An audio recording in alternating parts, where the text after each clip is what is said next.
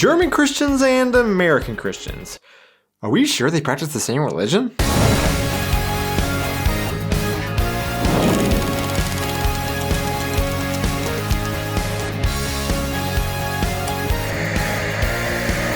Hey guys, and welcome back to our channel. I am Donnie, and along with my wife Aubrey, we are two Americans currently living in Germany with our baby, sharing all of our experiences living and traveling throughout Europe. This is the second video that I have done on the theme of Christianity differences between Germany and the US. And although this video doesn't depend on you seeing the first one to understand what I'm going to talk about in this video, I will link the first part down below in the comments so that you can check it out. In the first video, we talked about differences in how the church is funded by either tithing or the church tax, Christian holidays in either country, the breakdown of Christian denominations, and even how books in the Bible are translated in English or German. However, like I mentioned in our last video, as American Christians who grew up in the church in the US and have been observing German Christianity for the past 3.5 years as we have lived here, there are quite a few other differences that we have noticed between what being a Christian looks like in Germany versus in the US. And that's exactly what I'm going to talk about today in my video.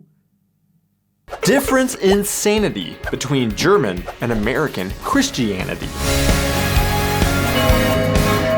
One of our favorite things about living in Germany has been hearing the church bells tolling every day. A normal part of the landscape here in Germany is a large church tower rising up from the center of each town from which these bells ring out. Another thing that is a common part of German towns relating to these churches are Gottesdienstschilder as you drive into town. Gottesdienstschilder, or in English, church service signs, are literally signs that are supposed to inform you about the times that church services are held in the local church or churches of that town. Now, we've actually talked about this in a video before where we shared street signs that we see in Germany that don't exist in the US. And we talked about these signs in that video because they are so standardized in their appearance, and in our part of Germany, almost always installed at the entrance of every village and city you drive into. Therefore, I assume they were an official city sign that is installed by the local government, just like stop signs or speed limit signs. However, just as the Badische Neueste Nachrichten explained in an article, but who puts up the signs? That is a matter for the parishes or church communities, explains Bruchsal's press officer Ina Rau. The churches have to pay for the signs themselves, which can sometimes be several hundred euros per sign. And along with paying for the signs themselves, the churches in the area must also first get permission from the town to install these signs. So how standardized these signs are shouldn't come as a surprise considering we are in the land of standardization. And this does have the benefit of being easy, for example, for a Catholic traveling to another town to see when they might be able to attend mass in that town, because they know exactly what and where to look for this information. These signs will generally consist of two churches' times, the Protestant and the Catholic church of that town, with the Catholic always being represented by a yellow church and the Protestant being represented by a purple church. However, it has become increasingly more common for other churches or even other religious groups to pay for and post signs at the entrance to the town. In this case, you might end up with a sign that looks like this. Or, like I mentioned earlier, a church must ask permission from the local government to put up these signs. And in 2014, in Templin, Germany, members of the Flying Spaghetti Monster Church hung a sign right up there with the Protestant and Catholic displaying their service times. This turned into a huge legal battle and debate for many years over who actually is allowed to post these religious signs at town entrances. In the US, what you will typically find are church-specific signs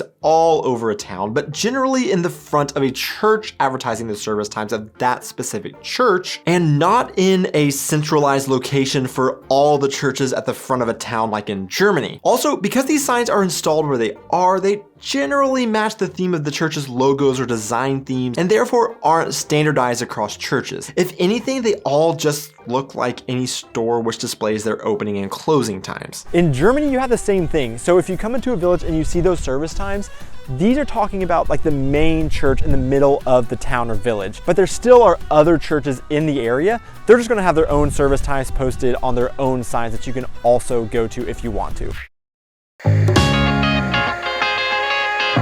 Real quick, I want to remind you guys that a link to our merch shop is in the description below, and also I want to give a big shout out to our patrons for supporting our channel. I'm so appreciative of you all. And if you guys would like to know more ways that you can support our channel, a link to our Patreon is in the description below, but also hitting that like and subscribe button just goes a super long way. So I really appreciate you doing that. Now, here's a sticky subject that I'm going to try and explain my understanding of without having any legal education in either Germany or the USA. But one thing that we were surprised to learn about in Germany is a little thing known as Religionsmündigkeit. My understanding is that this is basically the age in which a child is legally allowed certain rights in accordance with their own religious or non-religious beliefs that no adult, including their parents, can stop them from. Basically, in Germany, there are 3 steps in which a child gains their own religious freedoms in a sense. At the age of 10, a child is supposed to be consulted on religious matters like, for example, if a family is going to change religions from what the child was previously raised as, the child must be allowed to voice their opinion on doing so as well. From the age of 12, a child is no longer allowed to be brought up in a different religion than what he or she was previously being raised as without their consent. And at the age of 14, a child is officially allowed to choose to do whatever he or she wants in terms of their own religion, and their parents can no longer say yay or nay. To be honest, when I first heard this, it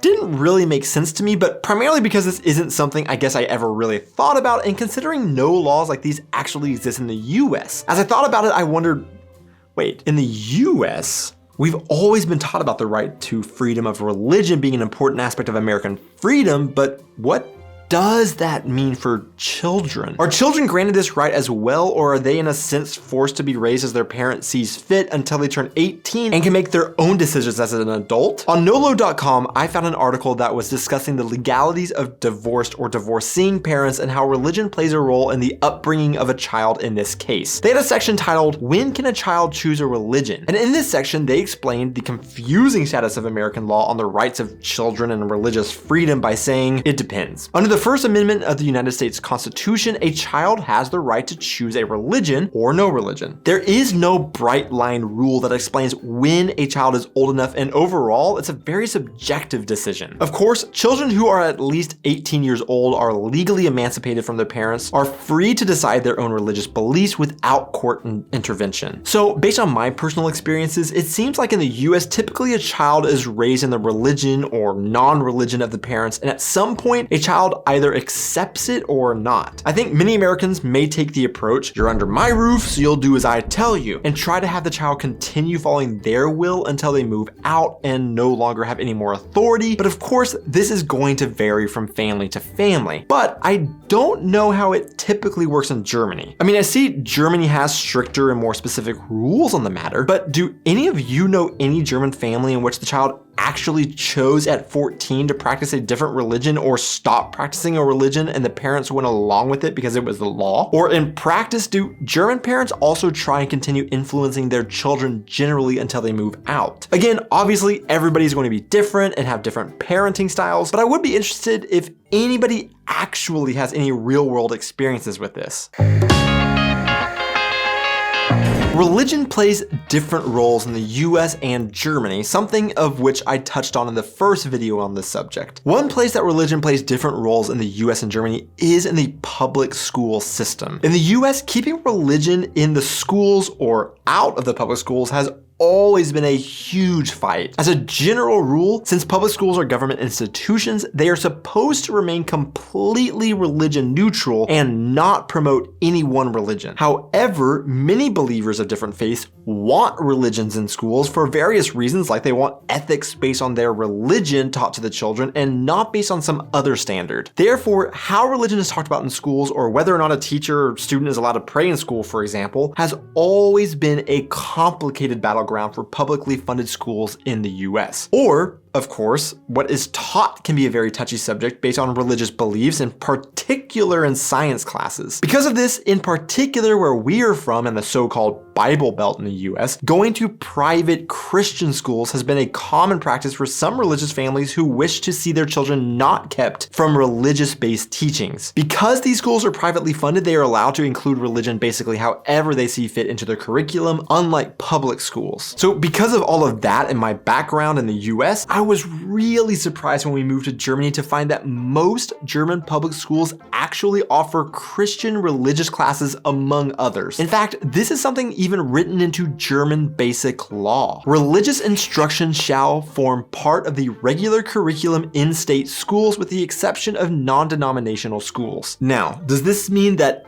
every German child must take a religious Christian class in school? No. In fact, Deutschlandfunk highlights that today not only are Protestant and Catholic classes available in almost every school in Germany still, but also many other religions classes have become available or non-religious classes on ethics as well. But overall, even just the idea that a public school offers classes on religion is a very foreign idea to someone like me, where in the States this is such a hot button issue and fairly taboo.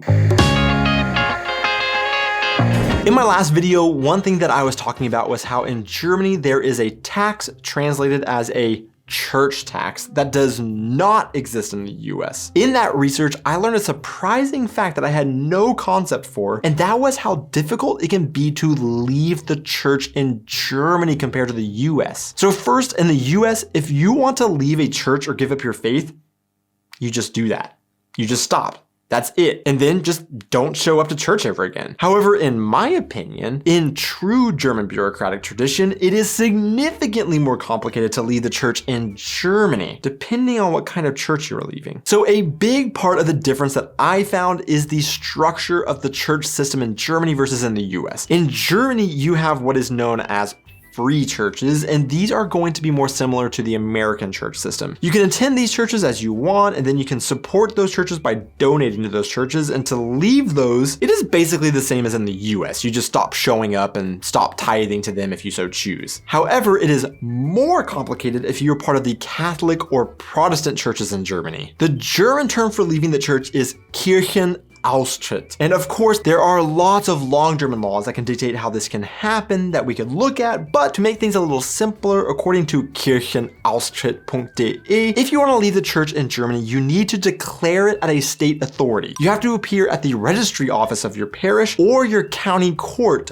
personally. There you'll fill in a form and sign it. You require a valid identity card or a passport. A reason is not necessary, but it is not possible to leave the church by means of a letter. And if it's not enough that you must go to a government agency in person to try and leave the church, you must also pay a fee in order to leave the church. This fee will vary from state to state, and in our state of Rhineland-Pfalz, you will be paying 30 euros. Now, when you go through this process, you then will no longer have the church tax deducted from your income, but in general, you also lose rights of getting married in that church, baptizing a child in that church, or possibly not being able to be buried by that church if those things are important to you. Now, I'd really be interested from our viewers to hear what this was like for anybody that went through that process. Since I haven't personally experienced it, I can only read about what that experience must be like. So I'd actually be interested in hearing how easy or hard or impactful it really is from any of you that actually have done it. And I would kind of be interested in knowing how many else of you guys are like those that commented on our last video that they haven't